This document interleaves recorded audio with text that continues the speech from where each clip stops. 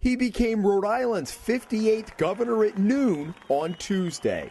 Officially, the planning for Lincoln Chafee to take the reins at the State House began 9 weeks ago. Unofficially, it had been in the making for nearly 4 years. The seeds for a run were planted when the man who's now the governor's chief of staff, Patrick Rogers, wrote Chafee a note back in 2006, right after he lost his Senate seat to Sheldon Whitehouse. And this is a true story. He wrote me a note. I found it the other day, going through looking for something else, right after I lost in November of 06, saying, you ought to think about running for governor in 10 as an independent.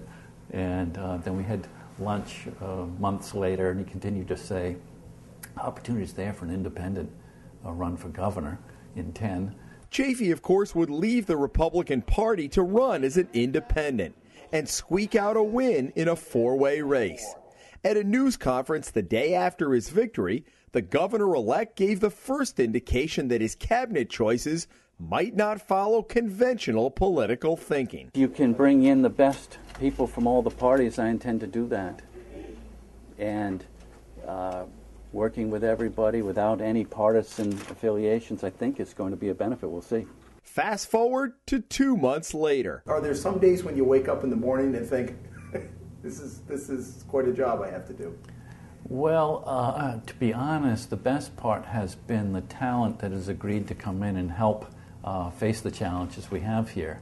And it's just a terrific team that's agreed to come together and try and get Rhode Island back on our rightful place. In a wide-ranging interview with the Hummel Report at his transition office the week before he was inaugurated, Chafee talked about his first cabinet choice, Richard Leach, for Director of Administration.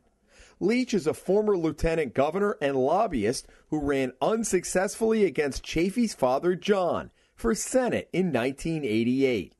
Link Chafee says he got to know Leach because they served on a national board together that would meet in New York City. Richard's one of a kind, enormous energy and a good sense of humor.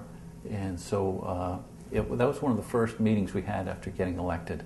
You had also said, you know municipal government as mayor, you certainly know the national scene as senator.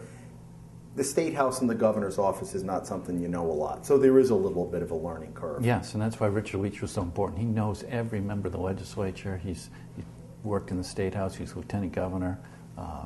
So that was a big part of that, because that is a gap in my experience, having never been really in the State House. Chafee says he's not backing off his proposal to broaden the state sales tax by charging 1% on some now tax-exempt items, like food and clothes.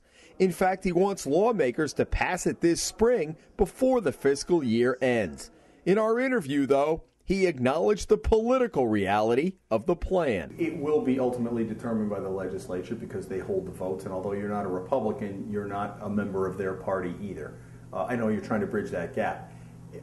What has the leadership, you've had discussions, maybe not extensive, but have you had this talk with Leader Fox and Senate President Baiva Weed? Yes, and they remind me we have 2-year terms, and that's very important.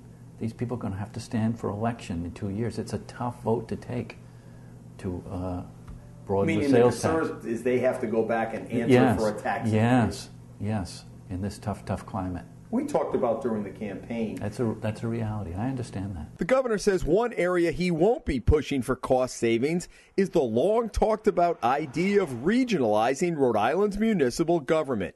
He doesn't believe the numbers add up. You have to look at the facts. Are we going to save a lot of money by regionalizing? And the facts do not support that. Fairfax County, where I lived when I was a senator, has 1 million people. It's the size of Rhode Island. One school department, Fairfax County School Department, one fire department, Fairfax County Fire Department, one police department, Fairfax County Police Department, one planning department, Fairfax County, for the size of Rhode Island. It was 1 million people. And their administrative costs are not that different when you pool all our 39 cities and towns, our administrative costs. So you're not sold on regionalization? I'm not sold on it.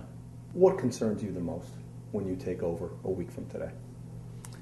Well, the immediate issues are the budget, and we're talking right now about the school system. This is my top priority, having good schools, because that helps move the economy forward. Statewide. I'm looking optimistically at our place in history in Rhode Island. We're overdue, and there's a lot of good people coming together, and I do think we're right on the threshold of getting this state really going in a much, much better direction. Do you think it's realistic that it's going to be at least another year before we really chip into that unemployment? Oh, yes. Oh, yeah. Okay. It's going to take some time. At the State House, Jim Hummel for the Hummel Report.